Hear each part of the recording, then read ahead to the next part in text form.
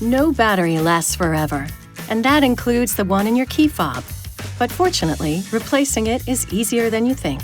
All you need is a small flat blade screwdriver and a new battery, in this case, a CR2032 3V. First, push the sides of the key fob inward and slide the cover off. Next, remove the emergency key from the housing. Rotate the battery plug counterclockwise to remove it. Then use a small flat blade screwdriver to pry out the old battery. Insert a new battery with the positive pole facing up and reinstall the battery plug. Rotate it clockwise to tighten it. Now just reinsert the emergency key, reinstall the cover, snap it shut, and you should be all set.